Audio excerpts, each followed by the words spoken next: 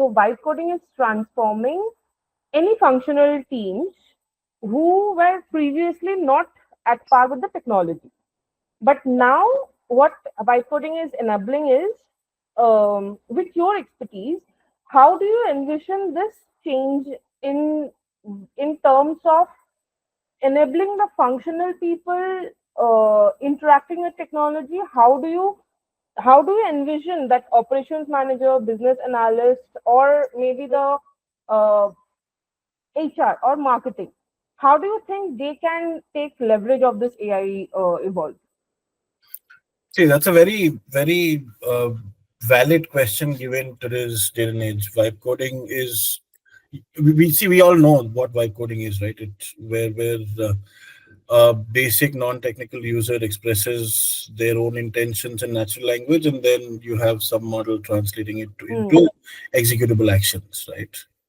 Now, see, okay, let me take the example of healthcare, right? Okay. There are clinical teams like your doctors, your nurses, your care coordinators, etc. Right? What do? They actually perform the tasks manually. The nurse walks in, checks temperature, logs something manually, sees whether medicine has been given or not. The care coordinators come check whether the sheets have been changed or not, whether the person has taken a bath or not. Doctors come in and kind of supervise all of this. Uh, Diagnoses, treats. Think of it this way. What if a clinician would say that find all, and I'm talking about a large hospital, and what if I say that flag all, I don't know, diabetic which who have HbA1c greater than 9 and have missed appointments in the last 30 days or 60 days, whatever, right? And immediately you get a dashboard and an outreach list where you can simply now pick up the phone and start calling them. Which one is more important, calling the people or actually sitting on an Excel sheet for hours figuring out who those people are? Right. That's the difference. Or say, for example, in e-commerce, your ops managers, what do? They now, so one of the most irritating things in today's operations is that all your ops managers sit on sheets, Hmm. Hmm. right? Their whole Right. life revolves around sheets. Now think of it this way. You being an ops leader, you say, can I get a weekly report of SKUs with greater than 20% return rate, or negative reviews for any e-commerce product? Hmm. If you get that report, the more important thing is actually actioning on it. Hmm. But you spend 4 hours making that report, Hmm. right? Correct. That is the shift that will happen. When I told you that, uh, so this is how your assistant works, right? Your assistant does the work for you, the preliminary work, or for the lack of a better word, the grunt work for you, Hmm. and you then focus on the really important stuff. The actionable point. That's how you enhance yourself, and that's how you enhance the processes. Right. So now what you can do is you can actually simply take a look at the report and decide on what action to take, Hmm. and work on the action, work on solving the real problem.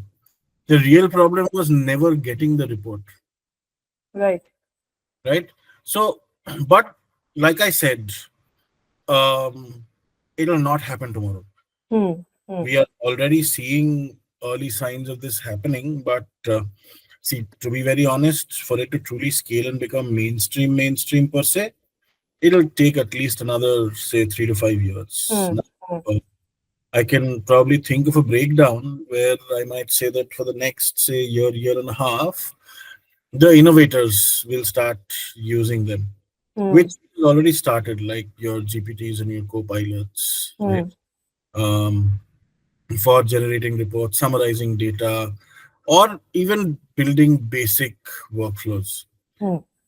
The next 2 to 3 years will be more domain specific, where your uh, slightly more complex real world stuff like I was talking about healthcare, right? So maybe your EHRs or EMRs, electronic health reports, or electronic medical records, etc.